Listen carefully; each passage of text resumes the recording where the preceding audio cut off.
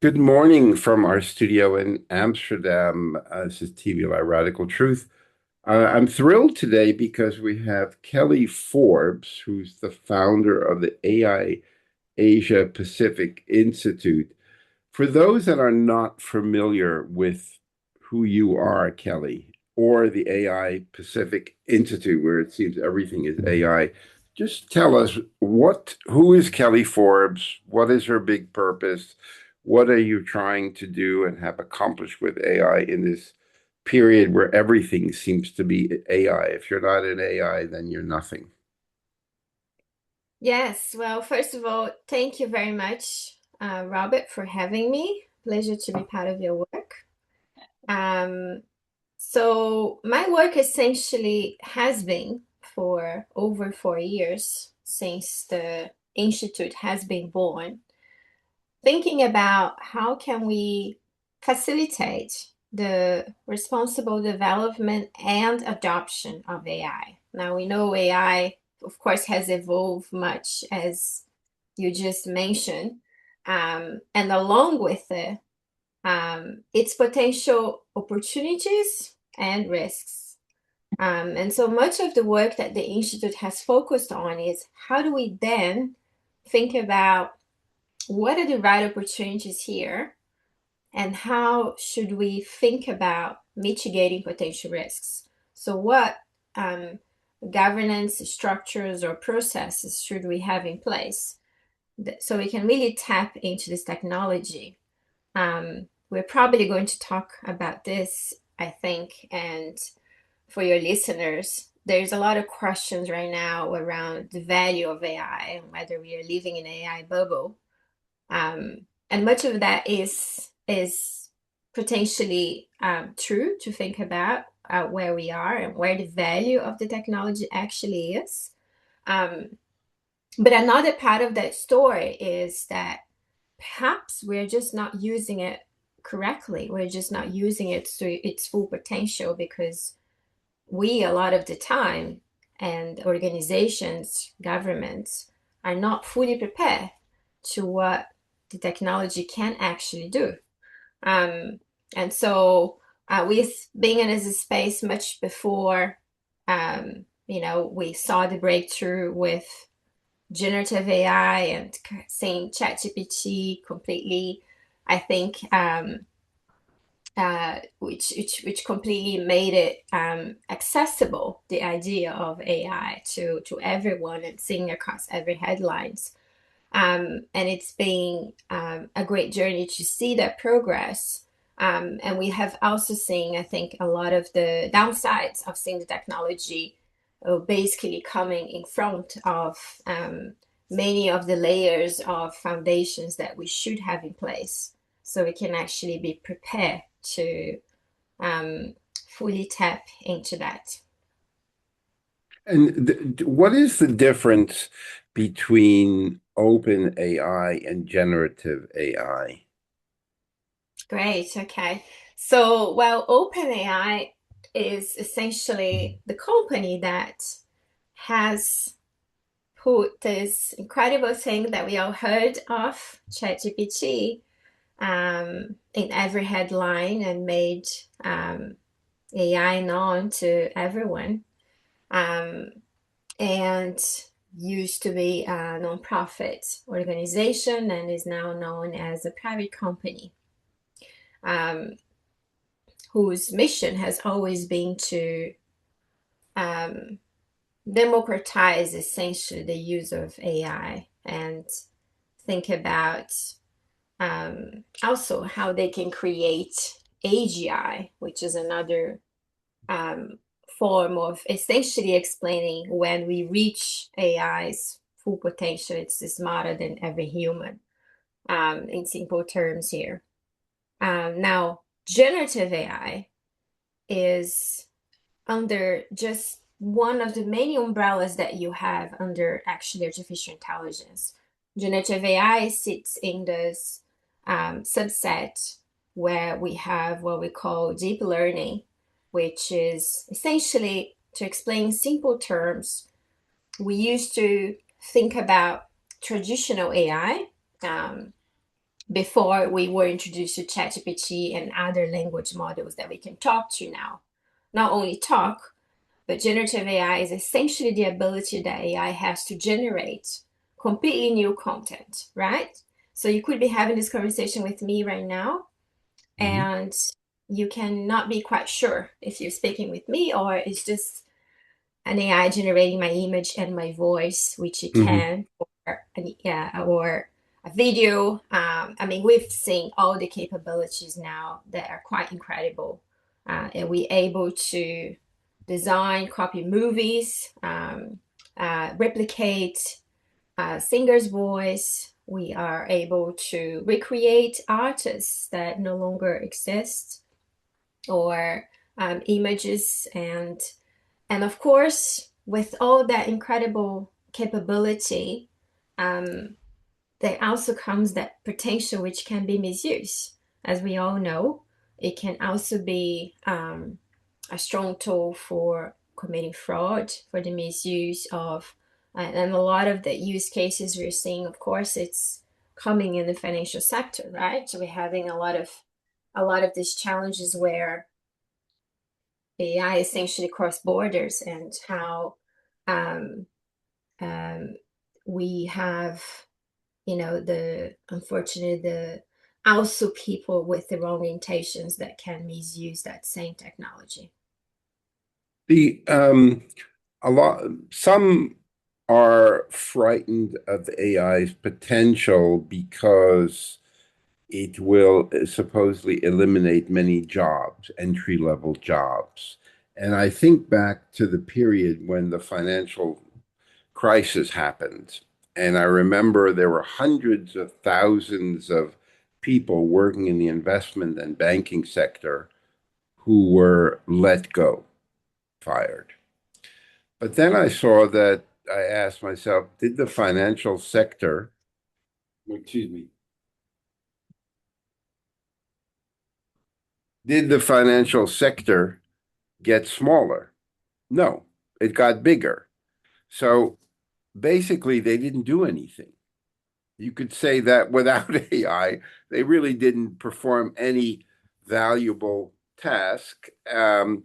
So here, AI, the theory is that a lot of the entry level, like, entry level law firms that just cut and paste, or some consultants that cut and paste from other things, um, is, but others are fearing that so many jobs will be lost. There's no point in going to university at all because all I just need to do is know how to use AI. And everyone is told now, be an AI entrepreneur, be a startup. What are your thoughts on the threat and future of AI? Yes, very interesting. So just last week, we were in a room in joining Reuters in Singapore, where we hosted a workshop, and we had about 50 of the 500 Fortune companies joining us.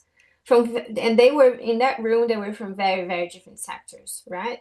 You had, some of the leading companies in the fashion industry, you had leading companies in the financial sector, and all of them coming together. And the focus for that session was really the workforce. So, how are we navigating that inside organizations and what we can expect?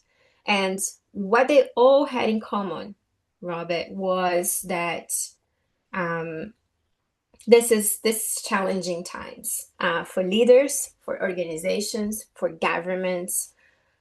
We are, without a doubt, um, just tapping into that change. This is really the year where we have seen the introduction of AI agents, right?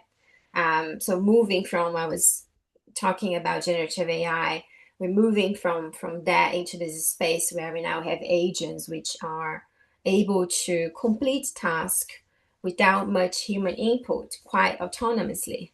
Um, and just to give you some example, one of the long principles in AI from many frameworks across the world that governments thought about very early on, in terms of how do we get AI to work well in a safe way, has always been to keep a human in the loop. So that means, okay, if we have an AI system performing here, um, we have a human always checking the outputs and ensuring that we can track that when misuse happens, and it has happened. We have had a lot of use cases in the past, um, but now we're getting to such a stage where even the governance of AI agents is now, we are now limited as humans to really govern that properly. So Mm. we're now in the midst of this conversation where we're having to create a separate agent that will now have to govern our first agent. And we're really seeing this firsthand in a specific project that we are working on, actually, where we think about how we can develop agents to support a developing country with financial inclusion, right? The ability that an agent will have to speak with anyone in any part of the world in their own language. So that's incredible.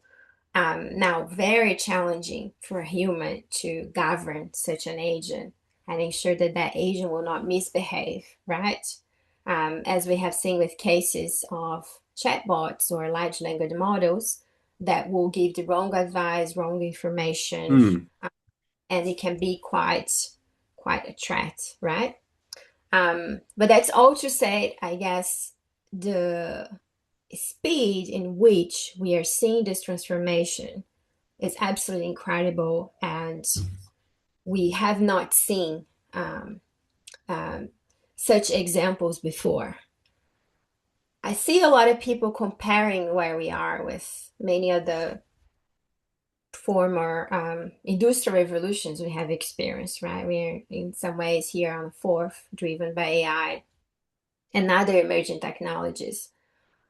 But there's something unique about where we are, and that is that for the first time we are actually recreating intelligence. So we are actually able to, we don't need humans to operate machines in the same way that we have previously required in the previous industrial revolutions, right? We are now able to create more and more autonomy. And of course, with that, there also comes a lot of risks and responsibilities along with that. And one of them is this current reality that we are experiencing, where we have seen a lot of jobs already that are no longer required. And we are in this transition phase. And it's becoming very, very real, particularly this year, with organizations now introducing agents and really introducing AI internally. Um, and it's going to be a process as we move forward. And it remains very, very important for governments now, for organizations, investors, thinking about how that transition will be made, right? Um, we did a study last year in collaboration with LinkedIn where we looked at how AI is essentially transforming these jobs, specifically into Southeast Asia, so some of the governments there. Mm. And LinkedIn has great data to tell us how that change is happening. And the one thing I would say, it's very, very difficult right now to pinpoint to what exactly can we attribute to AI, and what can we say that there's a lot happening in the world right now, beyond just AI. We know, right? There are wars, there are geopolitical risks and tension. We're experiencing recession in different ways, and so there's a lot of change happening. Um, but what they study did tell us is that essentially there's three categories that we can think about this. And one is really the jobs that will no longer be required, right? We're talking about, for example, jobs that have the majority of the tasks are essentially involves a lot of administrative tasks, which can easily be performed by an AI system. Mhm. Um, and then you have, secondly, jobs that would potentially be augmented, right? So these are jobs that some of those tasks can be done more efficiently with the support of an AI systems, but you will still require a high degree of human skills to perform well, right? So we're talking more positions of leadership, for example. We're talking, where you have certain tasks that you can now automate, but you also need a high degree of supervision and the skills that you have, for example, in dealing with a client or managing a project would still need to be absolutely done by a human, right? The the problem happens when we do see, and you mentioned that, and some of the large companies that have been across the news, when you do see an over reliance on an AI tool to perform a more substantive task, which would require a high degree of human supervision, right? And you didn't have that. You simply had the output being generated, done by the machine. Your internal staff probably have a limited understanding of AI, how it works, how it falls short, how it would made up cases, right? The example of the lawyer that shows up in court with cases that were not real. Mhm. We all know this is possible, and you could do your initial research with AI, but you should absolutely go back and track the sources and where those cases are, right? If you're going to appear before a judge, especially.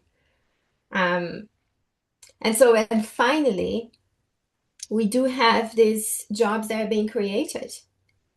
We do have um, jobs right now that are going to be required more and more. One example being an AI ethicist, for example, right? Technology companies are in need of people that can understand ethics and think about how do we build a machine that can be ethical and can replicate the values of humans. Um, and there's the AI chief officer, which was introduced, I believe, by the UAE government, and shortly after we have seen this all over across the world. Um, and so there will be many jobs. The challenge that we also have there is that right now we have a gap where those jobs will start to come up, but we don't necessarily have the people fully prepared, trained for them yet. Um, and that's why it's highly important. I would say two key things is one, for organizations. How do you prepare your workforce as much as you're bringing technology? How are you also upskilling people to understand how to work well with AI? There are studies that tell us that um, implementation is really only successful as much as you have prepared people internally to work well with the machine. We're going to talk a little bit about, I think we discussed that we're probably going to cover this rejection that we're seeing in society, right? And it's partially because people don't fully understand and they worry that that machine is coming here and it's taking my job, right? Mm. Um, and so there's one, and there's different levels that organizations can think about this. There's, training, opening up internal processes that facilitate different departments to connect and to learn together, evolve together. Um, and on the second level is really more on this idea of how governments there are well positioned for this, right? So we've been talking for a long time. Stronger economically governments like Singapore is a great example, have put in place great programs very early on. We're talking over 8, 7 years ago, Wow. to think about upskilling, reskilling people. In Singapore, for example, you have future skills, which is already talking about the skills that people need and thinking about those things, right? Um, and so I think the transition will really require that many of these different things are in place, so that you can really think about tapping properly into that technology. We have many conversations with leaders, investors, banks, development banks, because we work quite often with them, and they really thinking, how do we bring this technology to really solve some of the critical problems that we are seeing in developing economies right now? And and the answer is, you know, before you can even bring AI, these countries need to have the infrastructure ready for that. So they need connectivity, they need energy, they need, all these questions to come together. They need the right policies, governance, um, but also um, the leadership internally in the investor side needs to be very clear about, do we fully understand what we are doing here, and where we can go with the technology, right, before we can actually think about that investment. What is just give a little bit of background of yourself, what did you do in previous life? Are you a mega AI nerd and always were like that? And what is the big purpose of your institute, the AI Asia Pacific Institute?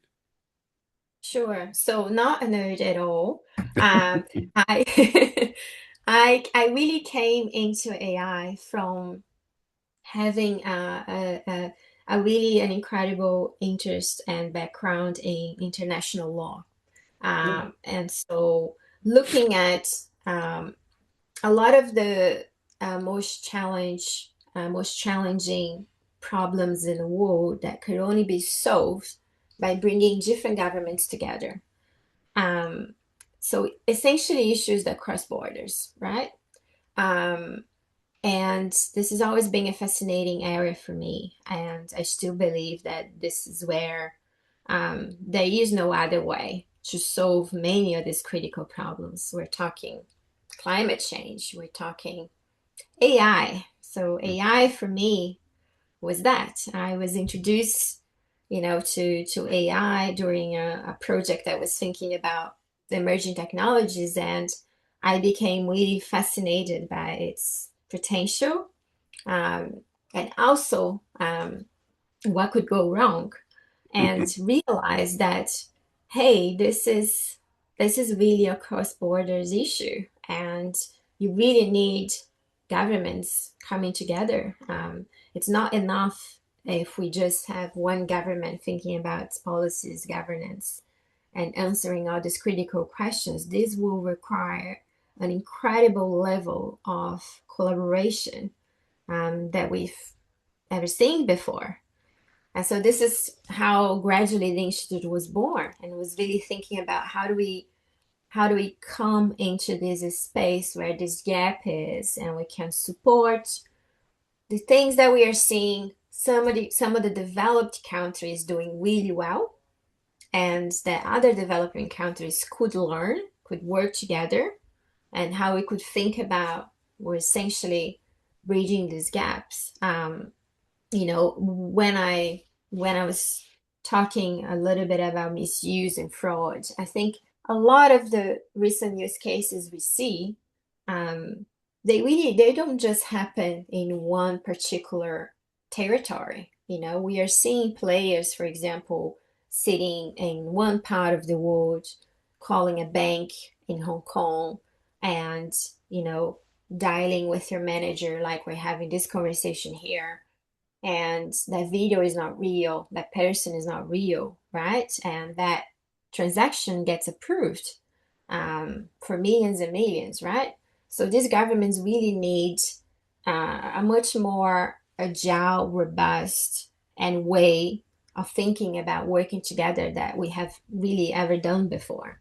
And so this is really the area where the institute is really actively thinking about how do we bridge these gaps, and particularly how do we facilitate the right access for the technology for developing economies, right? Because they have a different reality than some of the stronger economies, right? These developing economies are still struggling with the basics, right, of Mm. connectivity, energy, a lot of these questions. And so AI is very, very important for them because we can also see a digital divide increasing across the world. And it remains equally important. How do we also think about bringing them um, into that picture so they can actually be part of the conversation and also access the technology in the right way for economic growth? The but it the your institute is a for-profit, non-profit, not for loss. We are a nonprofit. Yes, we have an office in Singapore. We have an office in the US. Okay. And the with all of the complaints about basic stuff like, Facebook and Instagram, alienation, obesity, all of the mental health issues, isn't AI just going to exacerbate that problem and create even more alienation because people are I just gonna need to talk to my AI buddy with an avatar. I never even need to leave the house actually or interact with anyone. Yes, so we're having the idea of digital twins, Yeah. right, being introduced as well. So if you were too tired for this conversation, Robert, you could have sent your digital twin to have this conversation with me. Yeah, but Um, I'm very interested and curious. So I enjoy this. This gives me energy. This doesn't cost me any energy. yes, yes, yes. And but yes, absolutely. Those all those issues across very different spaces right now, they raise a lot of questions, right? They might be legal questions, but a lot of the times these are ethical questions as well, right? We're seeing a lot of that across online safety, right? Your space of online safety, particularly for children right now. Um, we have seen that a way for governments to respond to that has been by banning access for children younger than 15, 16 years old, so they cannot access these platforms, right? Um, but our recent research in that space, we recently published a paper that looked at, how just different countries are responding to that in partnership with Access Partnership. And it shows that it's actually required a lot more, right? It's actually, only banning is not sufficient.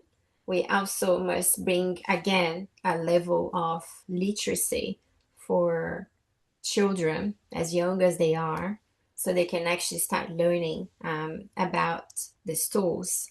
The reality is, even the banning it has challenges because at the same time you have equally AI being now introduced at schools, for example. So we're now, seeing this interaction of AI in curriculum and how children will essentially learn, right?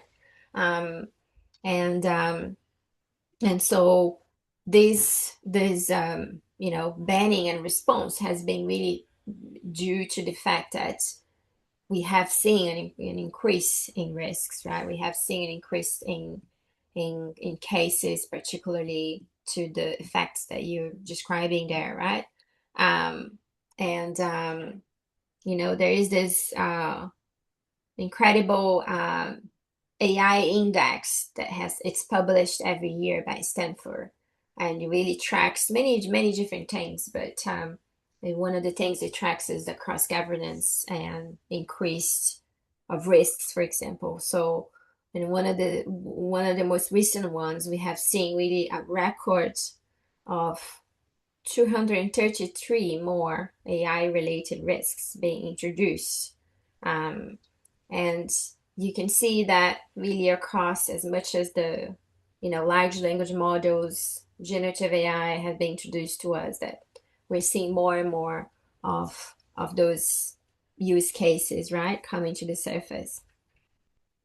The cynical or critical person will say, well, we're going to finally get rid of these overpriced lawyers, analysts, fund managers who basically don't really do very much and are paid, 400,000, 500,000, 800,000, a million a year, and focus more on vocational skills, carpenters, plumbers, cooks, bakers, roofers.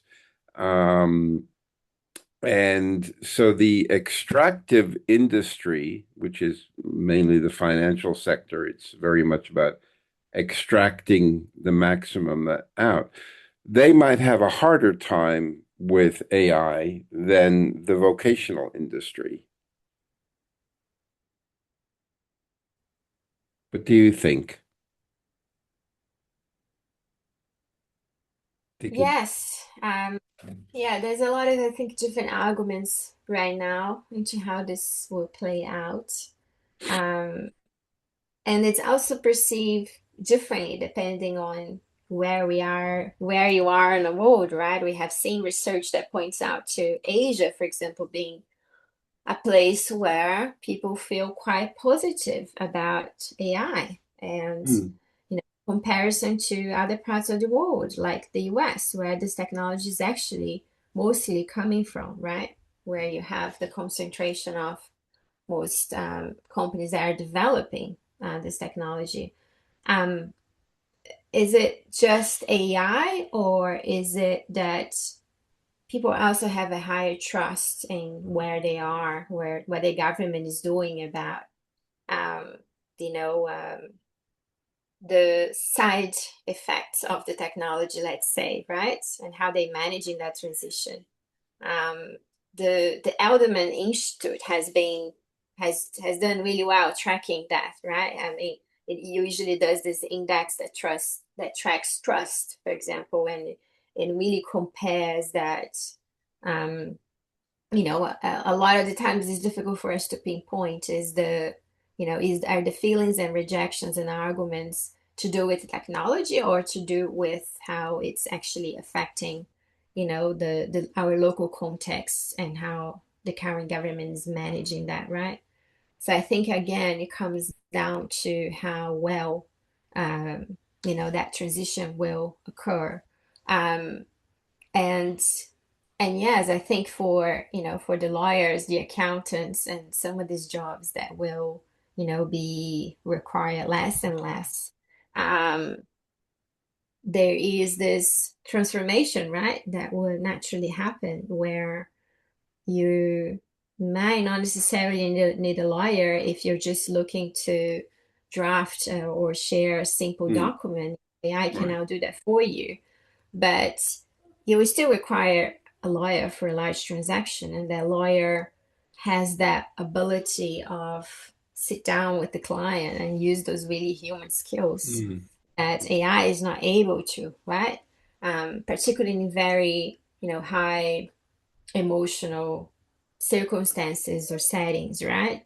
Where you have a tendency to, trust the human more, and you need that interaction more that you would appreciate a machine coming, right?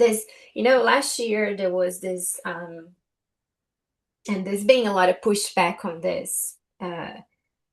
If you look at some of the luxury brands, for example, that try to essentially automate all their marketing campaign using AI, and they experienced this incredible pushback, because the idea is that people that buy a luxury item, they really expect that human touch. They expect Mm. a certain level of, human tailoring and experience that I wouldn't like it to see that this is being automated and generated to millions by millions, right?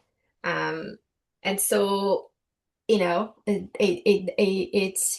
really depends on the context, I think, of what we're looking for.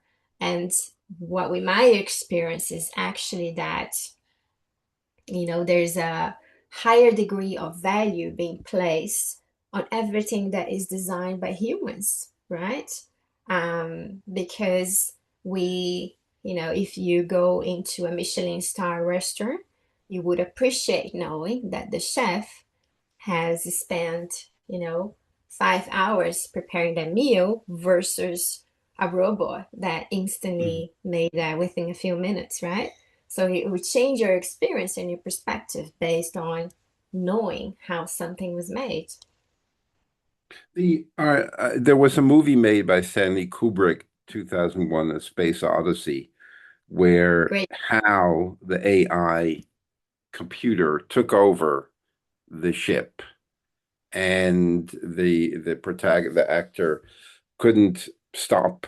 How do you is there fear of AI taking over and running things? There's definitely an argument to that. And I think it's being generated by, if you look at all the biggest well-respected researchers in the world right now, some of them who have dedicated their lives to really building this technology and getting to where we are today. Um, there's not a great consensus among them, right? What we have right now is half of the industry really on leaning on that fear mongering side of things, right? AI will is a threat to humanity. It could end life, it could end jobs. Mm.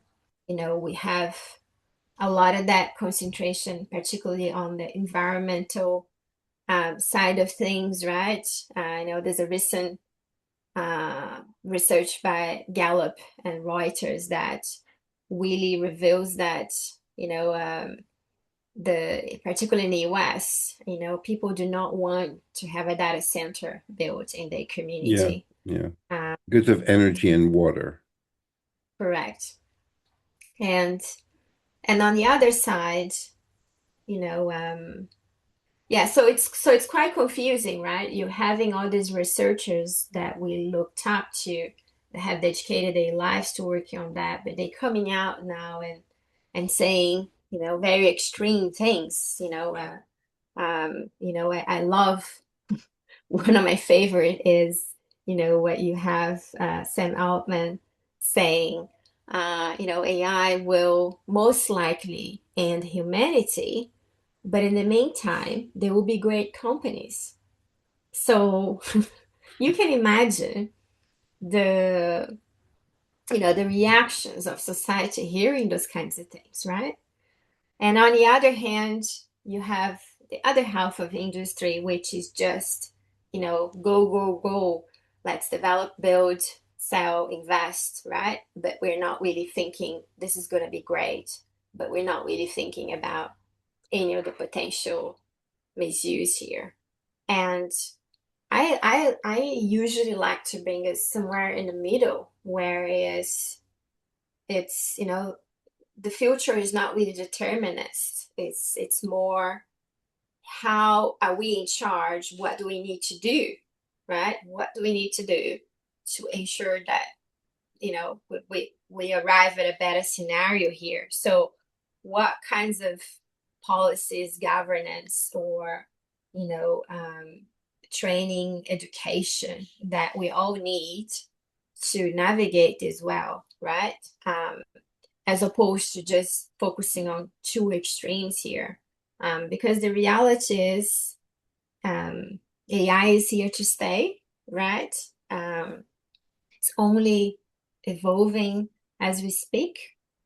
And frankly, I feel these two extremes often take us away from the work that we actually need to do, right? The work that we actually need to do is to actually sit down and think about, all the training policies and, really carefully design the world as it's really about to change in so many different directions, right?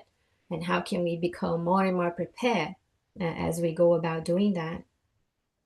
Is it as AI becomes more and more and more incredibly sophisticated, as Claude constantly every week a new tool coming out, linking this, making that, making these films that, when I write an article, I go to Revi to make a banner because it's quicker and more effective and can be also more powerful.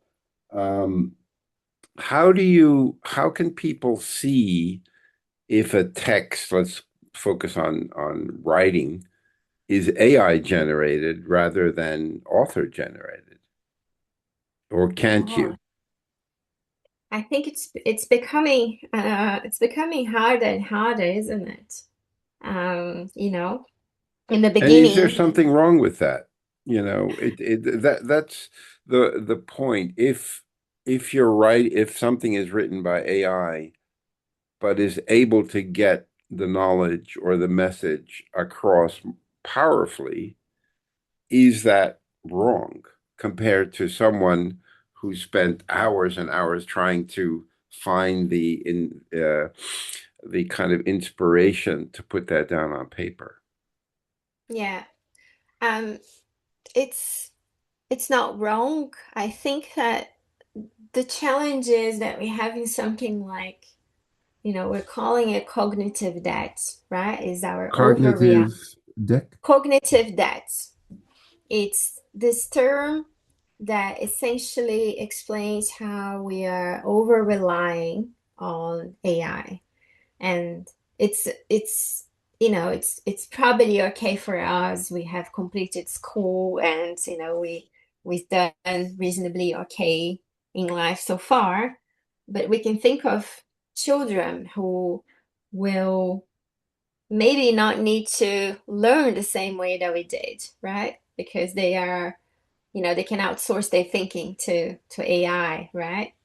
Um, and there's been, just tapping on some studies on that some researchers are doing, thinking, what is it actually doing to our brains or the children's brains, right? As we're getting responses, are we questioning, can we still write well in the same way we used to, or can we think in the same way, or are we just automating a lot of that to the machine now, to our detriment, right?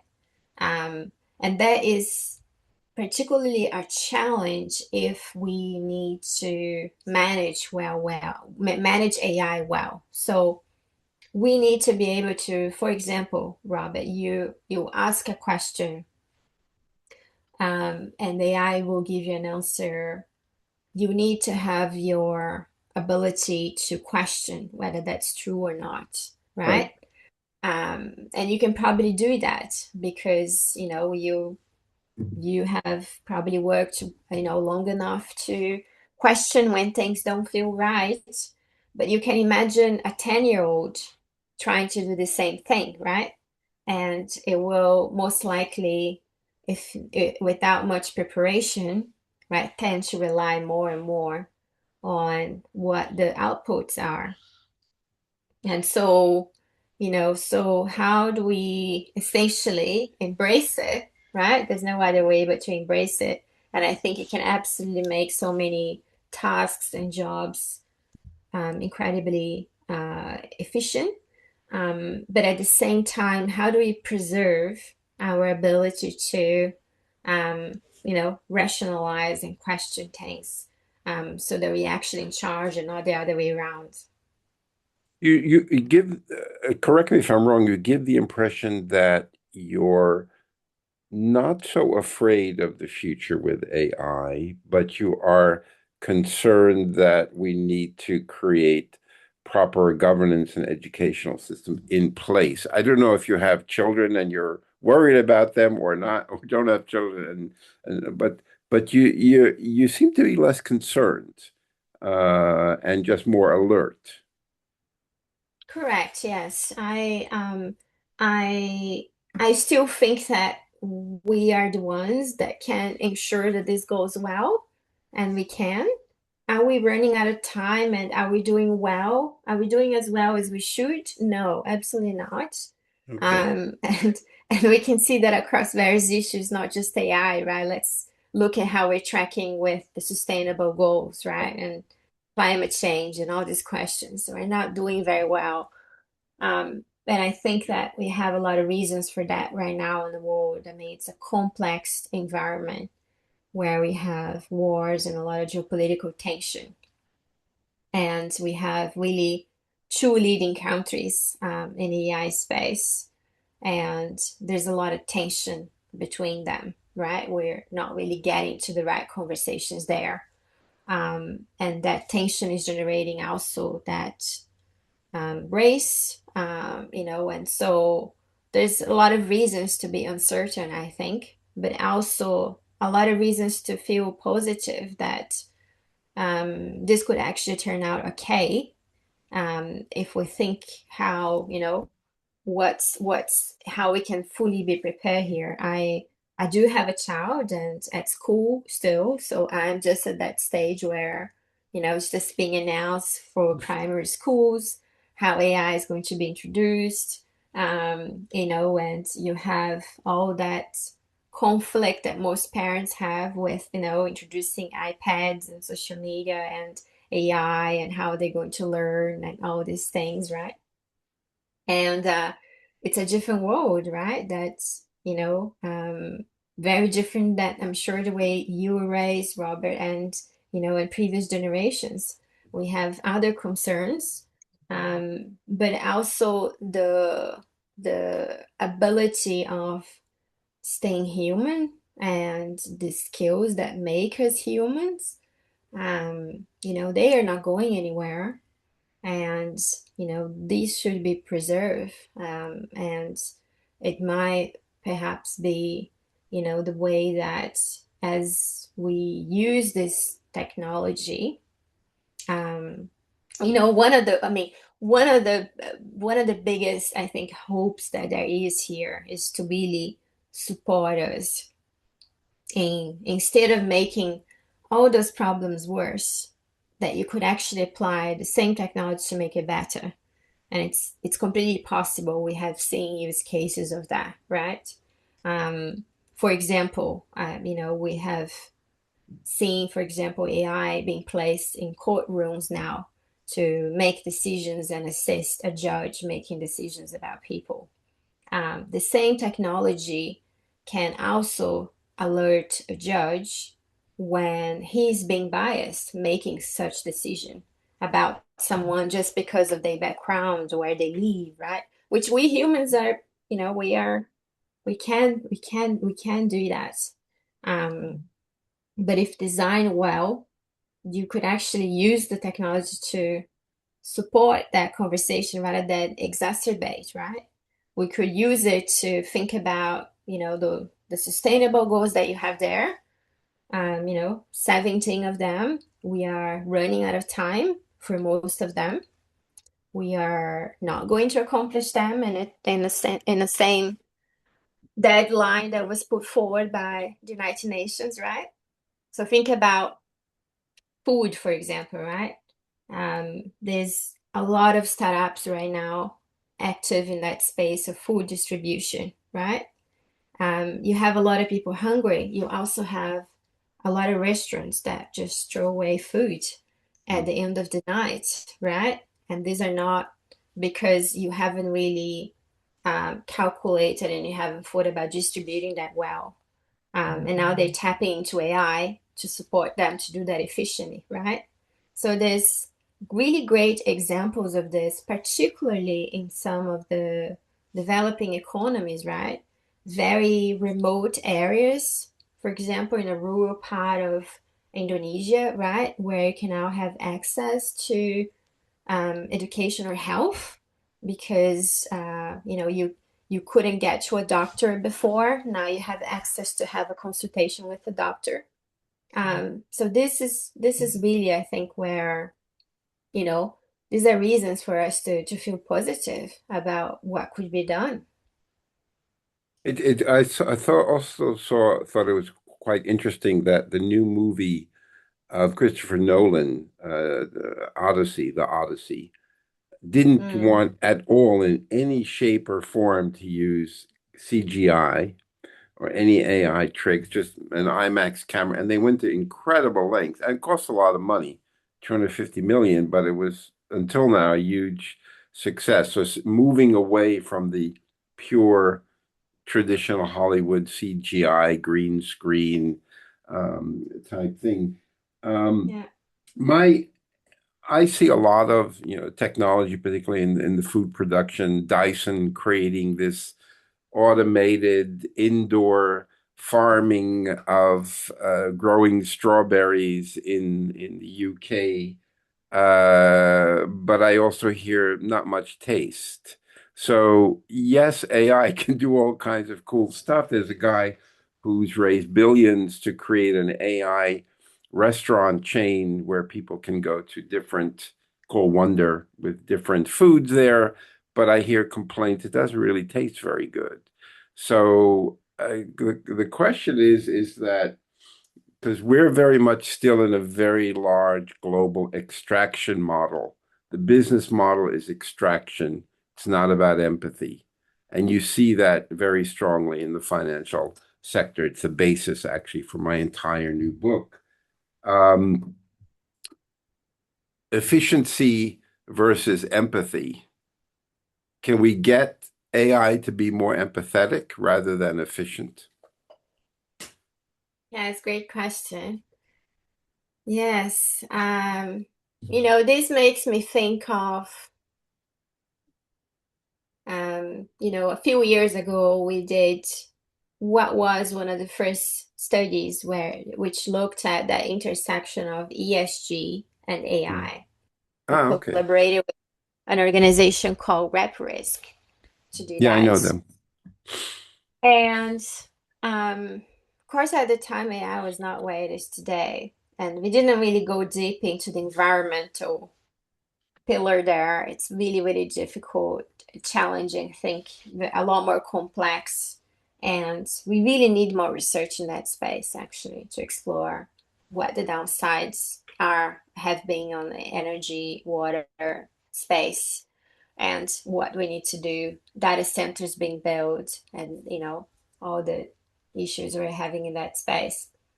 But as you go into the pillars of governance and thinking about the social space, you really see so many intersections there, right? Where, and more, we spoke about the impact on jobs. The impact on jobs is really, um, a transition issue, a responsibility issue that sits in one of these pillars, right? How does an organization navigate that well? Um, the governance issue, the responsibility of managing risks, biases of the technology. When something goes wrong, are you responsible? Who is responsible, right? And is it the case that we need a trade-off? I would say that's the first question. Do we need to sacrifice efficiency to be empathetic in the technology? It might be the case that we don't actually need to do that. We could be doing both, um, right? If we um, think about it. In fact, I think that you are seeing a lot more of that, right? In terms of how people in society are responding to AI right now, or to companies, right, that have a record of tracking things well or not tracking things so well. And they have a tendency of, usually, you're going to buy a product, or you're going to use something that you trust more, you know. Um, a recent great example of that was the whole pushback that OpenAI experienced, right? Since the, um, for people that haven't followed well, essentially there was, you know, Anthropic rejected a contract with the US government, which was Mm, linked to supporting defense.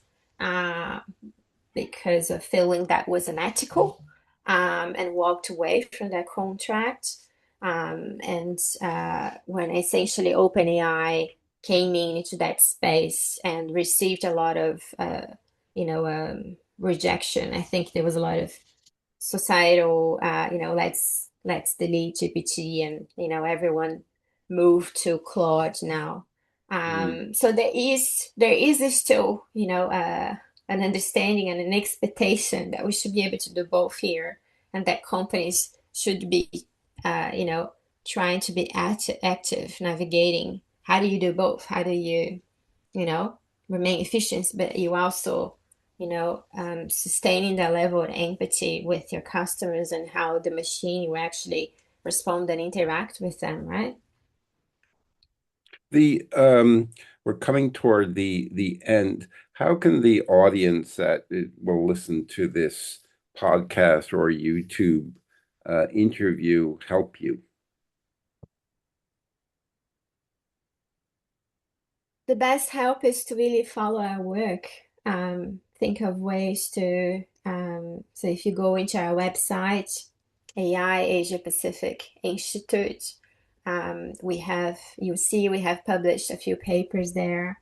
You can subscribe to our work where we share monthly updates, and it also might be a tool for, if you're looking to learn, or depending on what space industry sector you are in, and how AI applies to what you're doing. So that's probably a good start. And we always welcome new ideas and collaborations. So Well, I'll make sure that all of those links are also in the podcast that people can click on that and get access to that. This has been a joy. Thank you so much. I mean, the curse and the blessing of AI there, and that you're trying to see it as a helpful tool for all of humanity if we address it in the correct manner. Just give me one second.